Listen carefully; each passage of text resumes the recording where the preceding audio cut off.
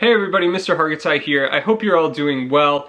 This week we are stepping away from our literary journey into South and Central America, and we're going somewhere a little bit further. So I hope your bags are packed and you're ready to go, because this week we are heading to Japan.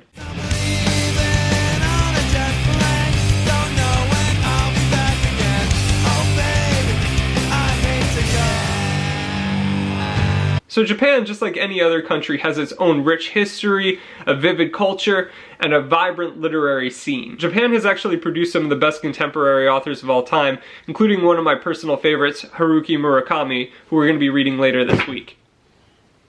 I shouldn't have thrown that up. Before we deal with the text, we're going to actually kind of switch up the order a little bit. So today we're actually going to start off with our skill focus. This week we'll be looking at juxtaposition. So we've gone over juxtaposition in the past, so I don't think we really need to cover it. Yeah, Mr. Hargittai, I'm going to be totally honest, I don't remember that at all. Alright, so just for you, a quick recap on what juxtaposition is. So juxtaposition is when two drastically different things or ideas are placed next to each other for a contrasting effect. So to conceptualize this a little bit, you can think of any time you've seen like a speech in a movie or something where somebody's talking about good versus evil, light versus dark, fire versus water, something like that. One of the most famous examples of juxtaposition of all time comes from Tale of Two Cities by Charles Dickens. The very first line, it was the best of times, it was the worst of times. So here we have two drastically different ideas. It was the best of times, it was the worst of times, right? And they're placed side by side just to highlight that contrasting effect. However, we don't just see juxtaposition in its literary form, meaning it's not always going to be in writing. Juxtaposition is a tool that's used in plenty of visual mediums as well. For instance, in Star Wars, we always see the color scheme where the Sith are represented by red and the Jedi tend to be represented by blue or green. Of course, our obligatory Harry Potter clip in here.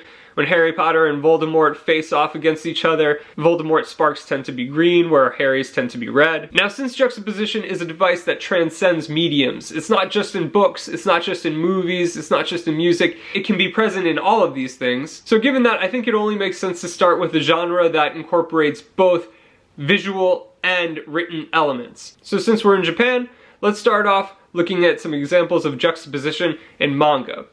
Now, some of you might be thinking, Mr. Hargittai, isn't that like comic books? I mean, does that even really count as literature? So I'd say here, stop complaining because you're going to ruin it for all the nerds who are super excited to see this. But on a more serious note, I'm a firm believer that comic books are actually some of the most substantial literature that's been produced in the last 100 years. They kind of get this bad rap because they're seen as being filled with like violence and comedy and not really having like substantial issues that are discussed. However, there are certain comic books that have elevated the genre. For instance, Alan Moore's Watchmen is a text that is actually considered to be so thought-provoking and innovative that it's even taught in college university classes all across the country. And though manga is a different genre on its own, it has a lot of these same thought-provoking moments where they ask kind of big, deep questions. Fullmetal Alchemist, for instance, constantly revolves around this theme that everything in life comes with a price. It's no theory, it's the absolute law of alchemy. No, of the whole world. To obtain anything, something of equal value must be lost. But today we're going to look at a different one of my all-time favorites, Death Note. Now, if you're unfamiliar with Death Note, you gotta know the basic plot before we jump into our analysis. So in a nutshell, Death Note revolves around high school student Light, or in the Japanese version, Raito Yagami. Light is kind of this whiz kid. He's a genius, he's the top of his class, he's the son of one of the most illustrious police chiefs in Japan. But one day Light happens to find a Death Note. And basically what this is a notebook that's used by a Shinigami, or a Japanese god of death. Light soon discovers that in this notebook he is able to write the name of anybody he wishes, and that person will then die of a heart attack 40 seconds later. Light initially grapples with the morality behind this, but he ultimately decides that he's been given a purpose in life, and his purpose is to eliminate crime in order to craft a perfect society. However, people start to realize that all the criminals from around the world are beginning to suddenly die mysteriously from these heart attacks, and it's not long before the police get involved and enlist the help of their top genius detective, a man who simply goes by the name L. But let's get back to juxtaposition here. So in Death Note, we see that Light and L are the two adversaries for the majority of the series. And in a way, both of them actually share a lot of the same traits. Both are super geniuses, both have a strong commitment to justice, and in a weird twist, they're both super weirdly into tennis and have one of the most intense tennis matches that I think has ever been a part of any series ever. Relax, Light. While it's true that Kira hates losing, it's also true that most people would rather win than lose. It's human nature. Is he going to think that I'm Kira if I go for the win? I suppose I could just lose on purpose. But the creators do this on purpose. They have them have some similarities so the differences stand out all that much more clearly. Though they both share the same commitment to justice, their understanding of what justice is so different that it creates for this conflict and this tension. Kira, I will hunt you down wherever you're hiding and I will eliminate you. I am justice.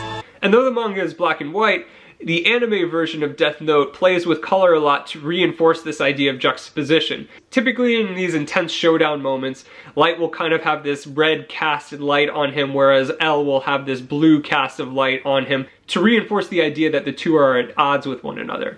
So that brings us to our task for today.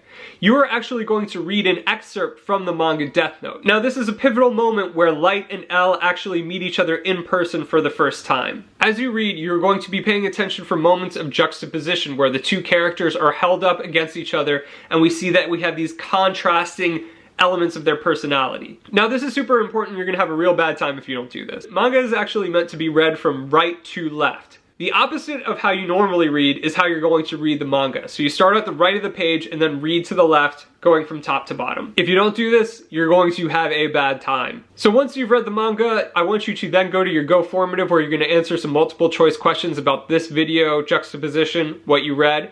And then you're going to finally close off with a short response, about 5 sentences, in which you analyze the juxtaposition in that excerpt from Death Note. You can actually pay attention to the visual elements as well as the textual elements when you're citing your evidence. So that should be it for today. I'm looking forward to reading what you all produce. If you have any questions, please ask in the Zoom or feel free to email your teacher. But until next time, enjoy your stay in Japan.